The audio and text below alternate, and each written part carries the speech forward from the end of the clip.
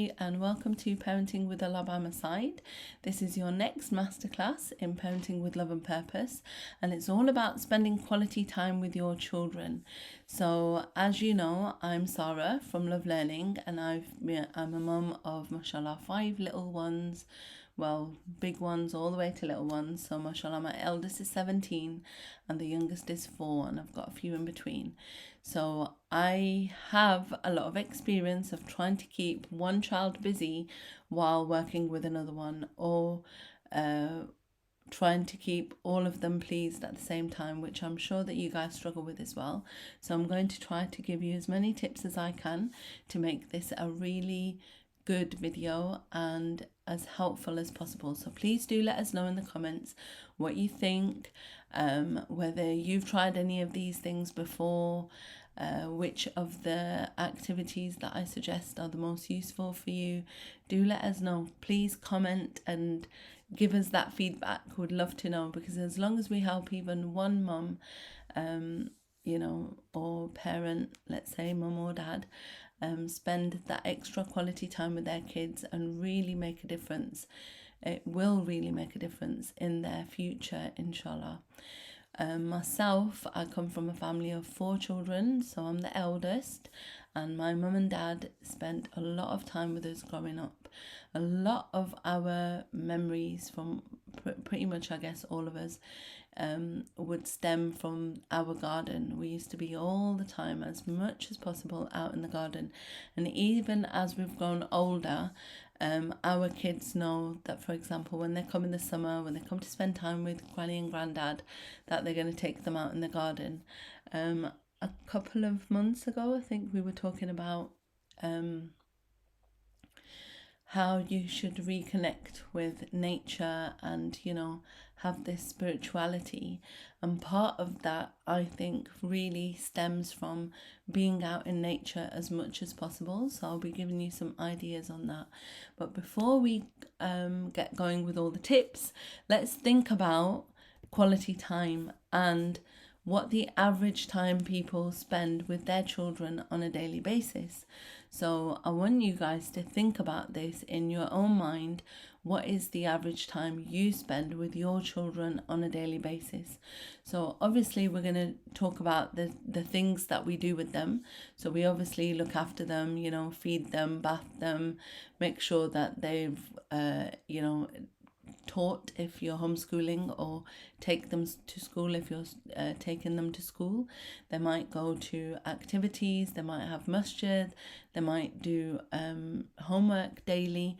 So what's the kind of average time that you spend with your children generally, right? So there's a couple of ways to think about this. So if you think about just the time that you spend without doing a task for them, apparently British parents spend fewer than 30 minutes of quality time with their children, and the parents of teenagers find it hardest to connect.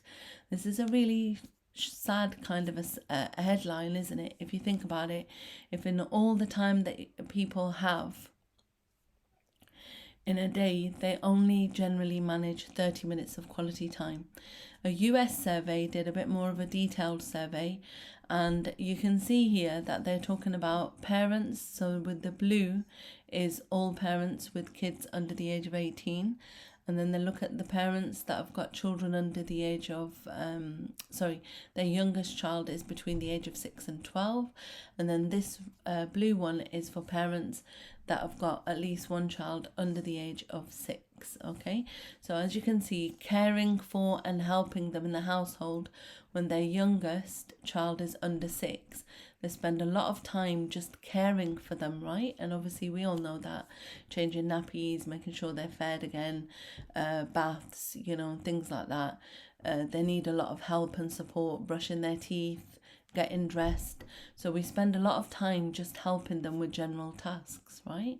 The physical care for the household children, obviously again, in that same age group, is a way more than before. With the older children, that amount goes a lot lower. Okay, and now we're talking about, by the way, this is in hours at the bottom, right? So this is 1 hour over here, and this is 2 hours, right? Reading you can see that it's less than a third of an hour, which is less than 20 minutes. This is around half an hour playing with the children. So not about organized sports, but generally just, playing with them.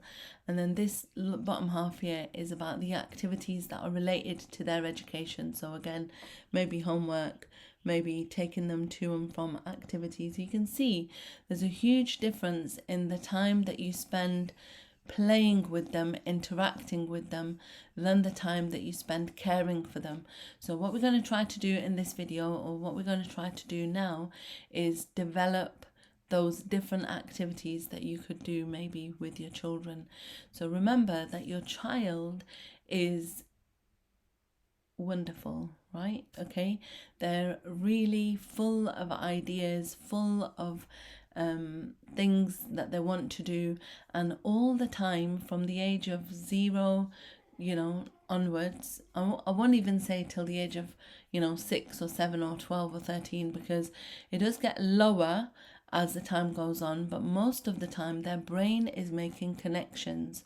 Okay, so you might be taking your child out somewhere and they will all of a sudden tell you something about something that happened 20 minutes ago, but yeah, it could be 20 minutes ago, 2 weeks ago, a month ago. My 4-year-old is famous for this in our family. She'll remember things that have happened ages ago, and then she'll say, remember when this happened?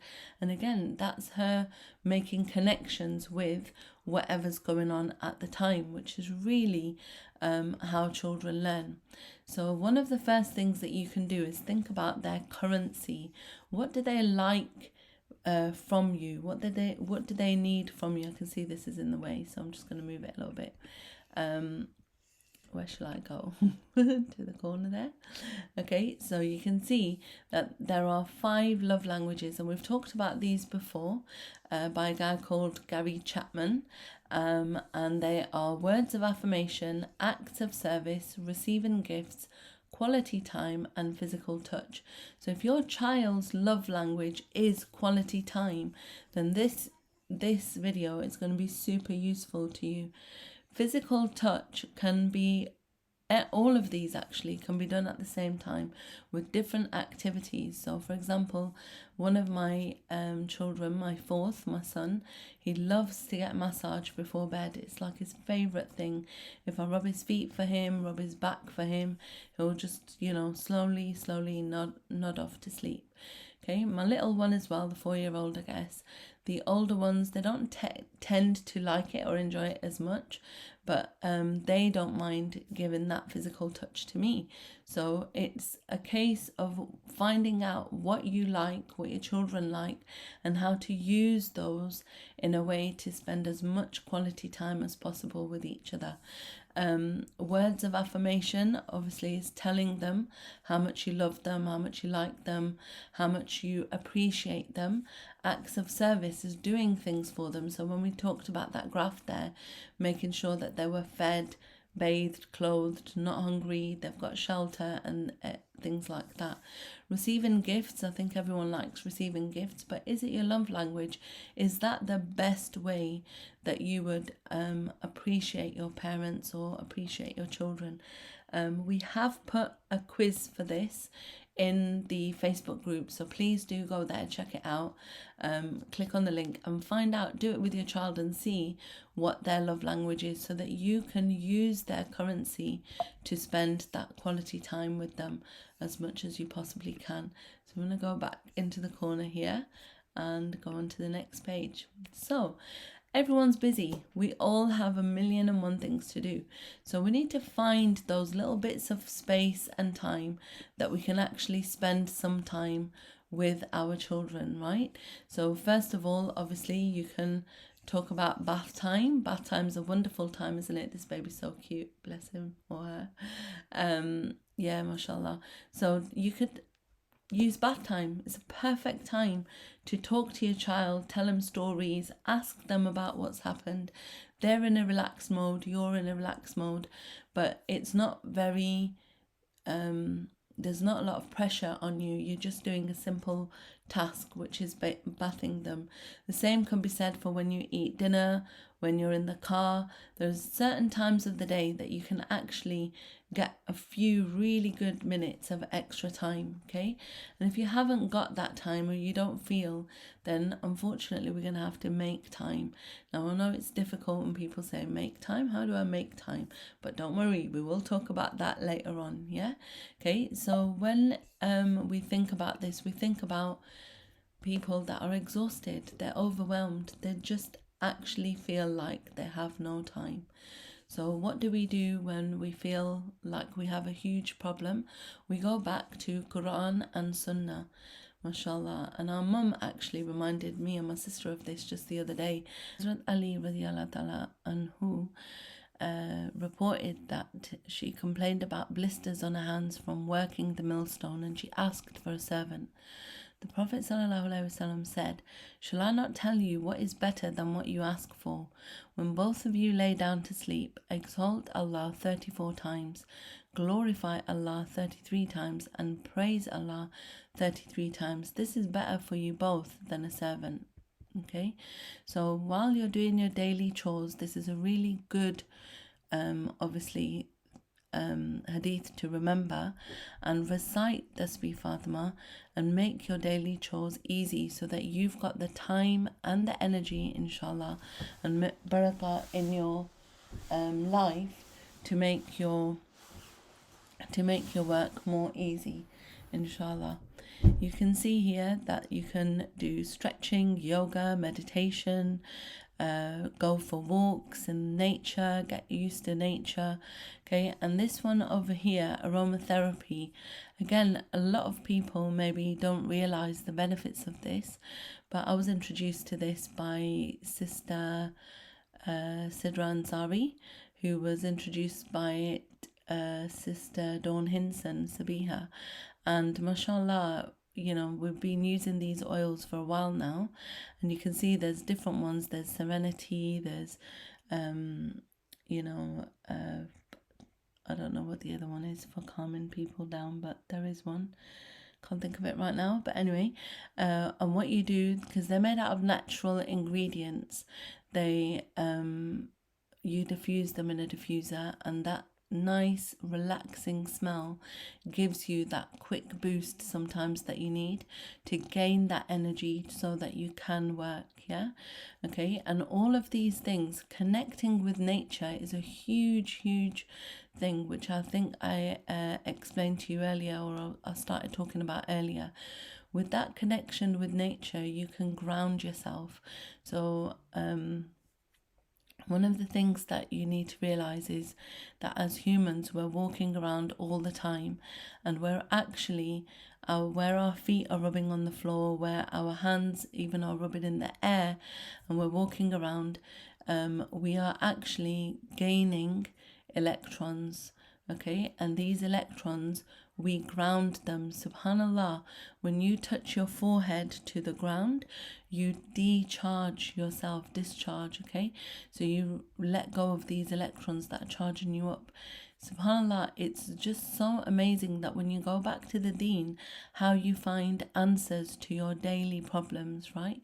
Okay, so even when you go out into nature and you just walk around barefoot, you know, tell me someone who's been on a walk in that fresh air or has been out in nature and they haven't felt better. Is there anyone that hasn't felt better? Do let me know if you write in the comments. Let me know, how do you feel when you go out in the outside? I can see here that there's something missing here, but anyway, so the advice that Sister Amina gave last week, use those tips to increase the barakah in your time so that you can, inshallah, spend more quality time, inshallah, with your children. So remember that you need to have the intention to increase the goodness in your life, inshallah. And that is a quote from her talk that she did. So obviously you have to continue with your day. You have to do your daily tasks. You might have to go to work. You might have to do, you know, lots of daily chores and things like that. But just keep having in your mind that when I've got the time, I'm going to do this, right? Okay? Or when I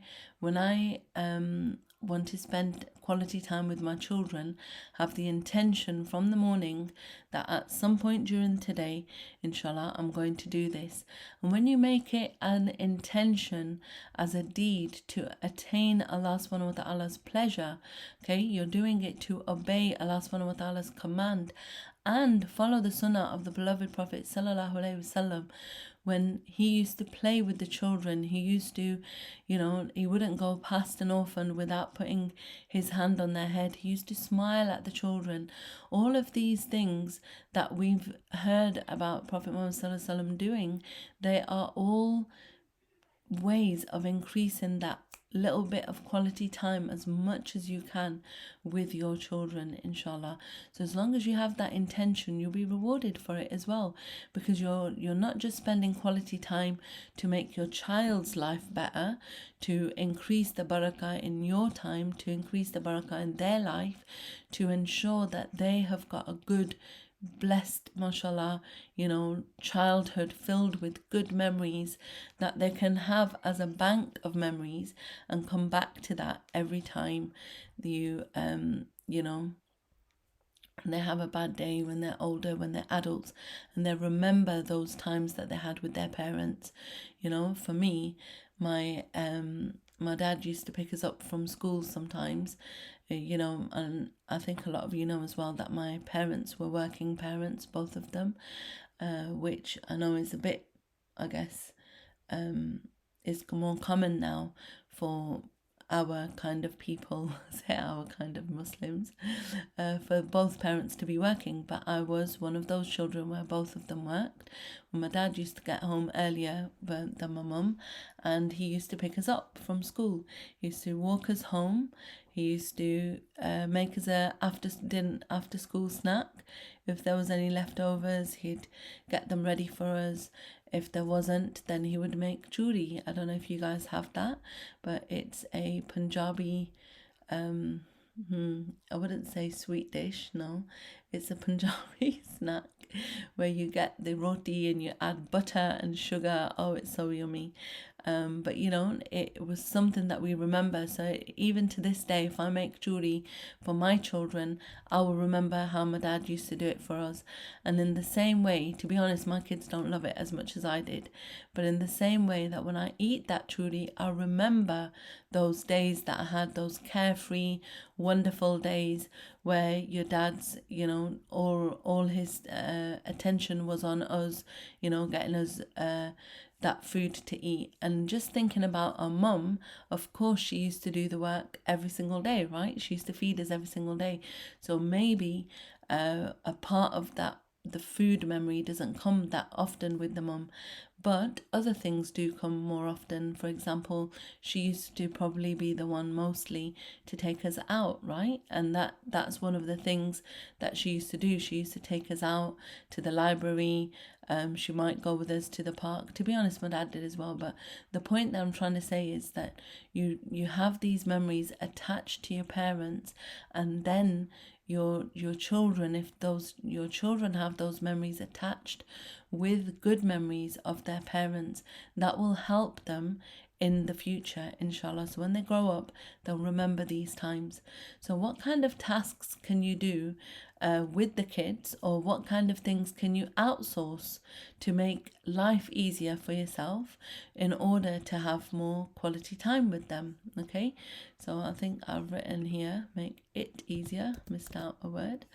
Anyway, so what can you do to make it easy for yourself, right? So obviously cooking, baking, all of these things kids love helping out with. Sometimes I know, and this happens a lot with mums, they think, you know what, if I just do it by myself, I'll just do it a lot faster. That's true, you will do it a lot faster. But what are you going to achieve by doing it a lot faster? With that extra time, are you going to then sit with your children and do something else, or are you going to be busy with something else anyway?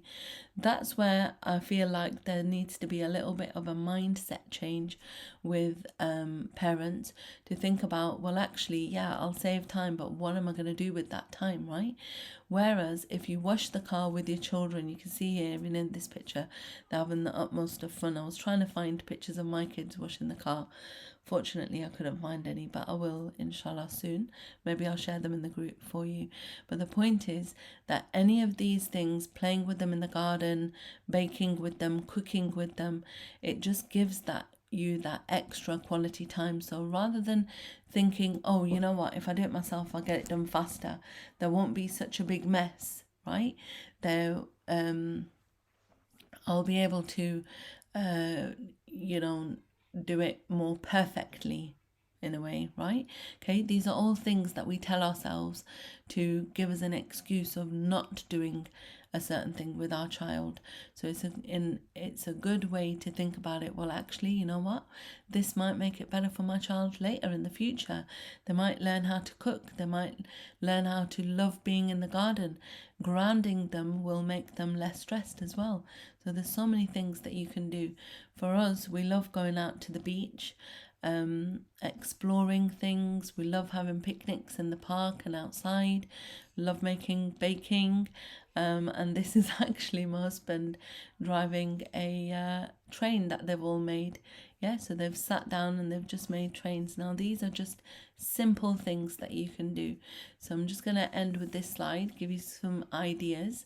Okay, so we played this game, traffic lights, a lot. Maybe you've heard about me talk about it before as well. So normal traffic lights are stop with red and go with green, right? But what you do is you get the kids to run around. And by the way, sorry, I forgot to mention one thing. So when you're spending quality time and you're thinking that you're really exhausted and you don't have time to spend with the kids, right? And you're thinking, oh, I have no energy to spend this time with the kids. I don't want to run around with them, right? People think I have to take them out and I have to, do something physical with them. You don't. This is some of these activities, and most of these activities, you can actually sit on the sofa, on a chair, wherever you want to sit, on the floor, and do these activities with your children. You can do them together, but you can also do them while you're sitting down, while you are still, recharging and recuperating from your busy day, right? This particular activity, this one and this one, I looked these up when I was breastfeeding my son, my third one, and I found that I was always sitting on the sofa with him. With your first two, it's kind of easier because they're a bit younger. But once they were 5 and 3, and then I had a baby, and I was like, oh my goodness, what am I going to do? How am I going to keep them busy? How am I going to do this? And I was homeschooling at the time. So the point is that I used to sit on the sofa, and I was just playing these games with them, and they absolutely loved them. And now I'm talking about something that we discovered probably around 13 or 14 years ago, and we still, actually, I'm saying 12 years ago, 12 and a half, that we discovered, and we still use it to this day. Yeah, so this one, the traffic lights, red, amber and green. Okay, so green obviously means go, red means stop. So amber in traffic lights means get ready to stop, but for us we mean it to mean slow. So what I get them to do is I get them to go outside, or even inside the house if you've got space, get them to walk around, and when you say red they have to stop, when you say amber they have to walk, and when you say green they have to run fast. Now this again is just something that they just love doing, and it's a really easy activity. We've done it so many times over the years. We've done it outside, inside, in the airport, in any kind of place where I have to wait sometimes. We do this. There's no resources, nothing to do except maybe remember the colours. As time's gone on, we've added our own colours in there. So blue means jump, yellow means skip, pink means hop, and purple means to walk backwards. We've also got some other colours, but those kind of change day to day. So again, we just tell each other. Now, this game isn't just a game that you're playing. You're spending time with them. You're teaching them something, because you're teaching them to respond to you. Again, remember, we're trying to condition them to listen to mum and dad, to obey mum and dad, right? So this is responding to you, following instructions. Their brains are working because you're not saying hop, skip or jump. You're saying pink, yellow or blue, right? So they have to remember, they have to recall the right idea, the right activity. Okay, when they get it wrong, you just laugh about it. You go, hey, no, that's the wrong one, or whatever, right? So it just gives you that little way to play with them. On the other side here, we've got the beans game. This is another one that they love, jelly beans. And it started off with jelly beans where they just do a wibble wobble. Okay, chili beans is when they feel, when they shiver a little bit. For us, we kind of say that it's hot, so we start doing like actions like we feel hot. There's broad beans where they stand with their legs apart and as big as possible. Baked beans is to try and curl up in a ball. Frozen beans means they have to stay still. Magic beans, they can run around. There's also runner beans where they have to run around. And then there's the other one I've forgotten. We made up things like Jack and the Beanstalk where they have to climb up the beanstalk and things like that. So you can adapt it, make it fun for your children, and you can play these games. Now when I say that I've been playing these for the 15 years, obviously I haven't been playing them all the time with the older kids. When they get to about 12, 13, they start getting a bit, tired of these things. But if you have got younger kids and older kids, the older kids playing will encourage the younger ones to play. So it's just something to think about. Now you can have a little whiteboard in your house. This is a little thing that we used to do when we were at school, actually, and I kind of incorporated it with us. So if you've got a little whiteboard, just write down a question on it, okay? So you could write down, if you won $1 million, what would you do with it? What would you do with $1 million? So you can think about, okay, I could do this and I could do that and whatever. And then you encourage them to, well, rather than winning it, how would you earn it? And then you just switch their thinking to stuff that is they're being bombarded with the media. When you start talking about random things like this, you actually learn a lot about your children, which is amazing, right? This one is the who is most likely to game. Again, for older children, they love playing this kind of game where they kind of guess like who's gonna end up living with your parents, who would remain in the same city, who will spend their money on something useless, right? Different games that you can play with them. You can make loads more questions up. You can also Google them. Be careful though, some of them are for adults, but Google the questions and you can just sit and do that. While we're talking about Googling, there's something called a Google a day, which is 3 fun activities. You can do them with your children. They've got a definition sometimes. They tell you to research something, or the Google Doodle, what is it about, right? Okay, so they love things like this. You can also do it according to parents. So which parent is most likely going to let you stay up at night? Which one's most likely to be late? And so on. I've got pictures here of cushions and balls because these are the most things that we play with. These are the things we play with the most in our house. And you can see that it's something easy, simple, already available, okay? And there's millions of games you can play with them. So you just throw them at each other, have a pillow fight, cushion fight, make a tent on the floor, make a house.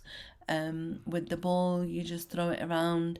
The first person to drop it is out. You can play, we don't call it piggy in the middle, we call it donkey in the middle, but anyway, you can play games like this. So just getting them a little bit more active, playing with them, paying them some attention helps you to create this bond with them, right? And nurture that bond, because that is the bond that inshallah they're going to take into their adult life, and they're going to remember what you did. And even now, when my dad, for example, yesterday I was like, oh Dad, please make me a cup of tea. I was exhausted, I'd been traveling all day, and he was like, okay, and he made it, and I was like, oh my God, you remember how to make it?